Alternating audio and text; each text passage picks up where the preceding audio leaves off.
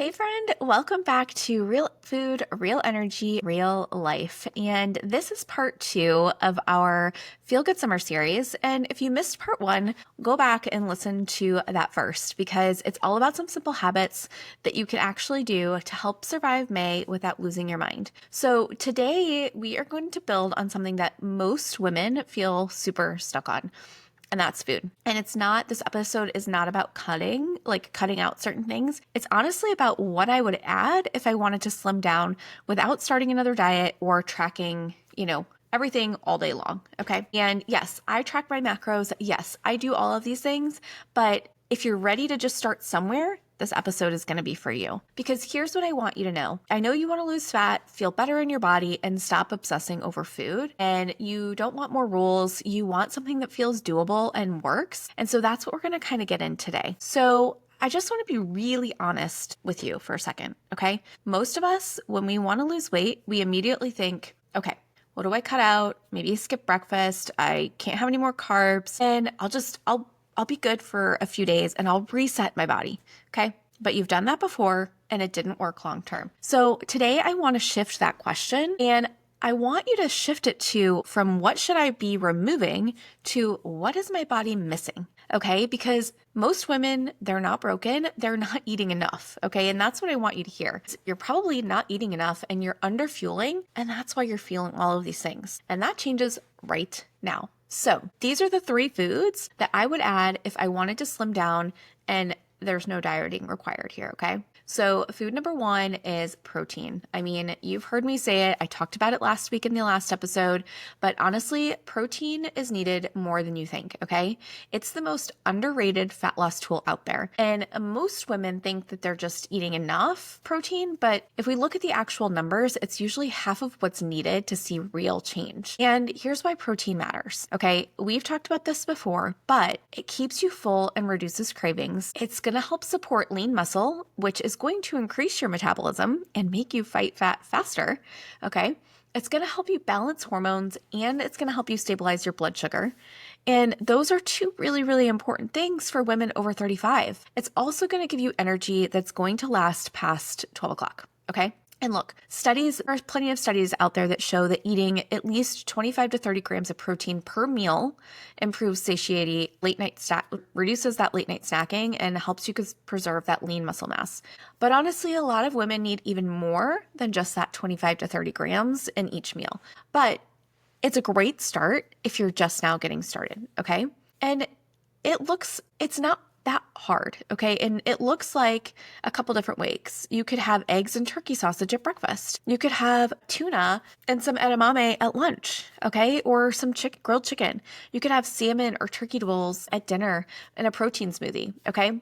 There's all these different ways. And if you want 10 easy protein-rich meals for breakfast, 10 for lunch, 10 for dinner, and 10 snacks, then I want you to grab the Mom's Guide to Protein-Packed Meals in the show notes. And it's free, and it's made for real life to be able to get these things in. So look, for years I thought I was eating chicken, I'm good. And honestly, that's another story for another day, but I ate so much chicken, I became food sensitive to it for a while.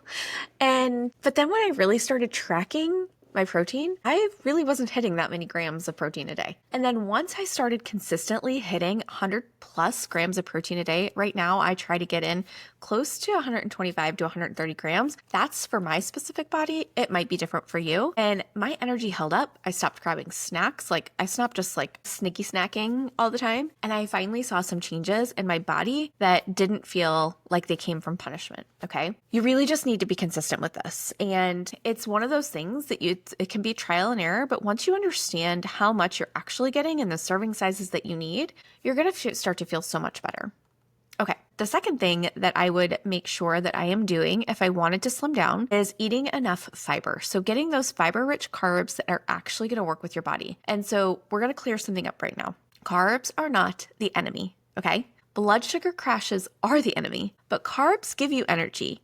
Only if you're pairing them with protein and fiber to keep things stable. Okay, if you're eating your carbs in the form of potato chips and you're getting a ton of sugar, right? Those carbs, that's the stuff that's not good. That's the stuff that's going to make you crash. But if you're getting good clean carbs, you are going to help see the right energy. And if you cut your carbs too low, which I've seen so many women try and do this, not only are you going to wreck your energy, you're going to also tank your mood and you're going to mess with those hormones. And that's so important for moms that are, 35 plus, right? Those hormones are starting to change and all of that is happening. And so you want to make sure that you're not cutting out your carbs completely. But high fiber carbs, like you've got oats and lentils and sweet potatoes, those are actually going to improve insulin sensitivity and support digestion. And that's honestly going to directly affect your hormone balance and your metabolism. So here's what this looks like in real life, like on your plate. Okay. For breakfast, you could have overnight oats with chia seeds and berries. I make this often. My favorite is cookie dough overnight oats. Our whole family loves them. So I make them pretty regularly in our house. Lunch, sweet potatoes with some black beans and greens and maybe some chicken, okay, or protein, right? Dinner, quinoa bowls. Quinoa is a great option because it's a complete protein and you're getting carbs and you're getting fiber. So it's amazing. Some chickpeas, or wild rice, and then some snacks like fruit and almond butter or tuna and maybe some clean option rice cakes. I'm always checking your ingredients, right? So I want you to think about something for a second. Are you afraid of carbs because of what somebody told you? Or are you choosing, carbs that actually support your goals or just grabbing something because you're hungry? Okay. And if you're thinking, okay, Nikki, I get it. I hear you. I want to eat like this, but I honestly don't want to spend hours figuring all of this out, then I want you to go into the show notes and grab my mom's guide to protein packed meals. It's got those 10 plus real food recipes for each different meal. Okay. And they're going to help keep you full and fueled and out of the snack drawer. Okay. Also, if you want more structure and coaching support, the 6-week reset is going to be your next step.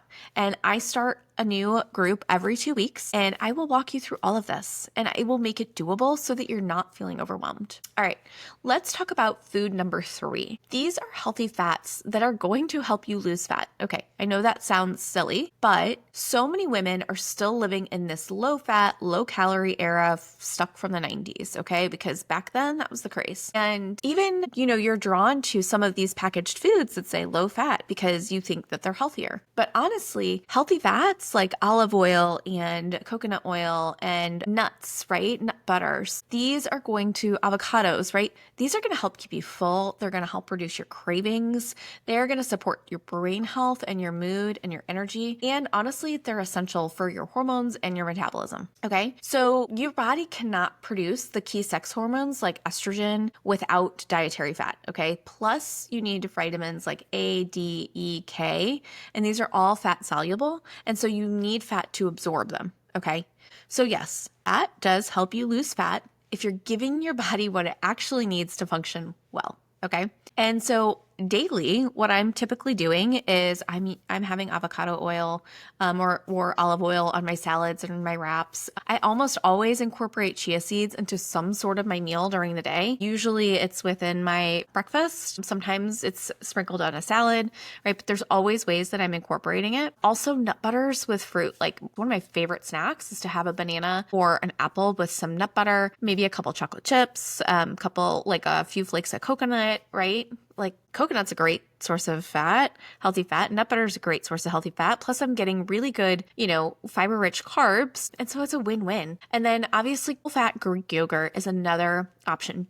I would much prefer you get the full fat Greek yogurt versus the low fat. Okay. So this is something that you want to make sure that you're really incorporating into every single day. So listen, if I wanted to slim down right now without starting a whole new diet, I would focus on adding protein in every meal, smart, fiber-rich carbs, not potato chips, not, all of those things that are just more snacky things, and then healthy fats that are going to balance your hormones and fuel your day. Okay.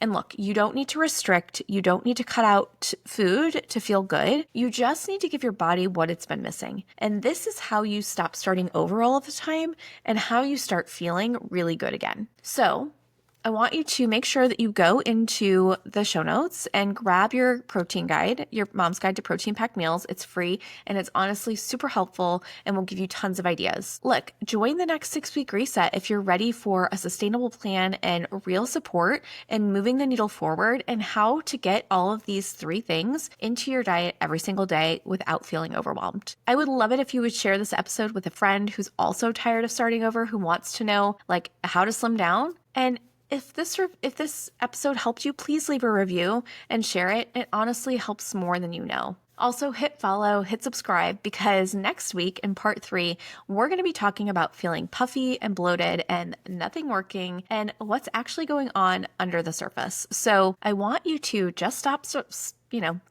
surviving in your body, okay?